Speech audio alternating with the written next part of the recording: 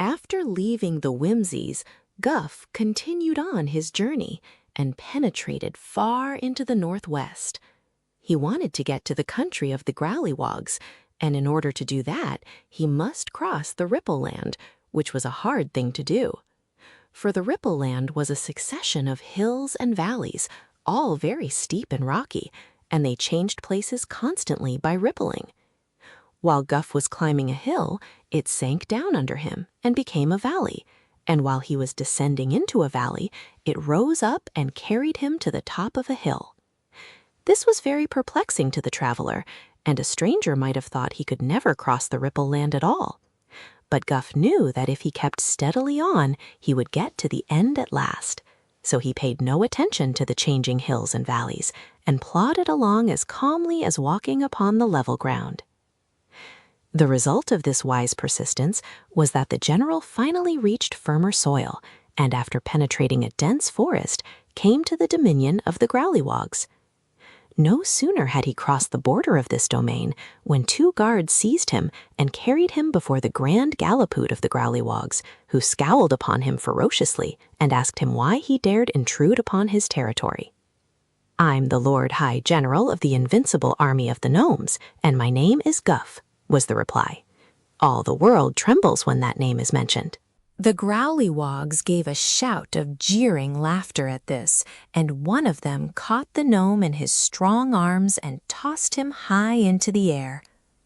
Guff was considerably shaken when he fell upon the hard ground, but he appeared to take no notice of the impertinence and composed himself to speak again to the Grand Gallipoot. "My master, King Rocat the Red, has sent me here to confer with you. He wishes your assistance to conquer the land of Oz." Here the general paused, and the Grand Gallipoot scowled upon him more terribly than ever and said, "Go on." The voice of the Grand Gallipoot was partly a roar and partly a growl. He mumbled his words badly, and Guff had to listen carefully in order to understand him. These Growlywogs were certainly remarkable creatures. They were of gigantic size, yet were all bone and skin and muscle, there being no meat or fat upon their bodies at all. Their powerful muscles lay just underneath their skins, like bunches of tough rope, and the weakest Growlywog was so strong that he could pick up an elephant and toss it 7 miles away. It seems unfortunate that strong people are usually so disagreeable and overbearing that no one cares for them. In fact, to be different from your fellow creatures is always a misfortune. The Growlywogs knew that they were disliked and avoided by everyone, so they had become surly and unsociable even among themselves. Guff knew that they hated all people, including the gnomes, but he hoped to win them over, nevertheless, and knew that if he succeeded, they would afford him very powerful assistance. "The land of Oz is ruled by a namby-pamby girl who is disgustingly kind and good," he continued. "Her people are all happy and contented, and have no care or worries whatever."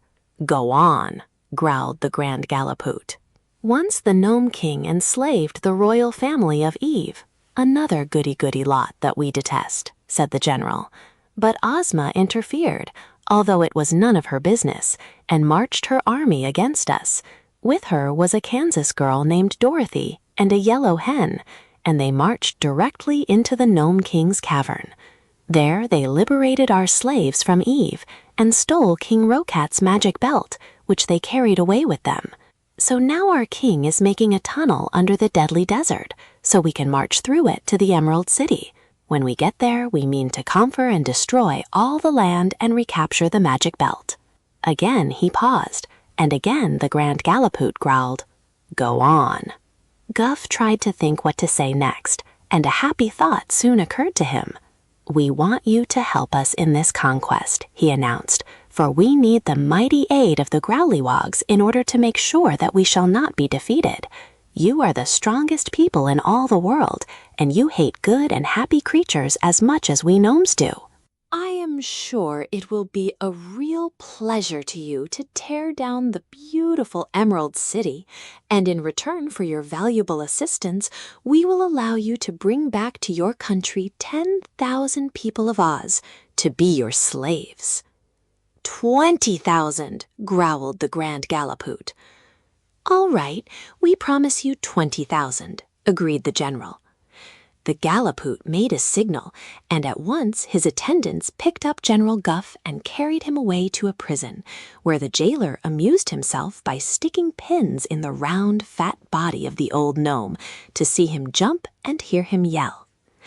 But while this was going on, the Grand Gallipoot was talking with his counselors, who were the most important officials of the Growlywalks.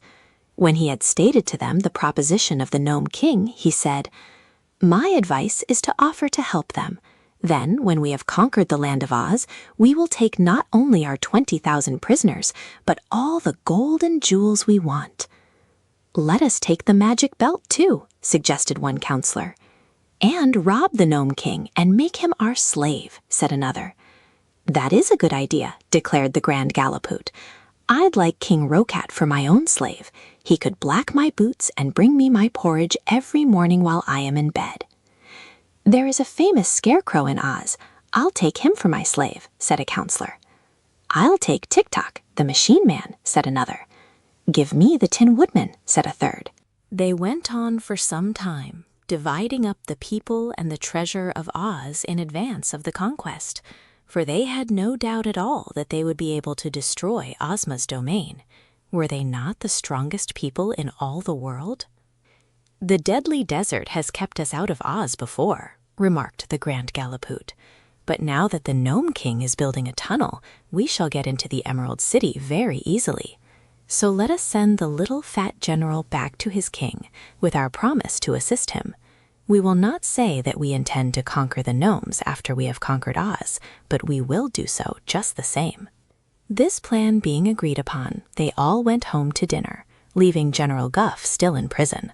The gnome had no idea that he had succeeded in his mission, for finding himself in prison, he feared the Growlywogs intended to put him to death. By this time, the jailer had tired of sticking pins in the general and was amusing himself by carefully pulling the gnome's whiskers out by the roots, one at a time. This enjoyment was interrupted by the Grand Gallipoot sending for the prisoner. "Wait a few hours," begged the jailer. "I haven't pulled out a quarter of his whiskers yet." "If you keep the Grand Gallipoot waiting, he'll break your back," declared the messenger. "Perhaps you're right," sighed the jailer. "Take the prisoner away if you will, but I advise you to kick him at every step he takes. It will be good fun, for he is as soft as a ripe peach." So Guff was led away to the royal castle, where the Grand Gallipoot told him that the Growlywogs had decided to assist the gnomes in conquering the land of Oz. "Whenever you are ready," he added, "send me word, and I will march with 18,000 of my most powerful warriors to your aid." Guff was so delighted that he forgot all the smarting caused by the pins and the pulling of whiskers. He did not even complain of the treatment he had received, but thanked the Grand Gallipoot and hurried away upon his journey. He had now secured the assistance of the Whimsies and the Growlywogs, but his success made him long for still more allies. His own life depended upon his conquering Oz, and he said to himself, "I'll take no chances. I'll be certain of success. Then, when Oz is destroyed, perhaps I shall be a greater man than old Roquet, and I can throw him away and be king of the gnomes myself. Why not? The Whimsies are stronger than the gnomes, and they are my friends. The Growlywogs are stronger than the Whimsies, and they also are my friends. There are some people still stronger than the Growlywogs, and if I can but induce them to aid me, I shall have nothing more to fear."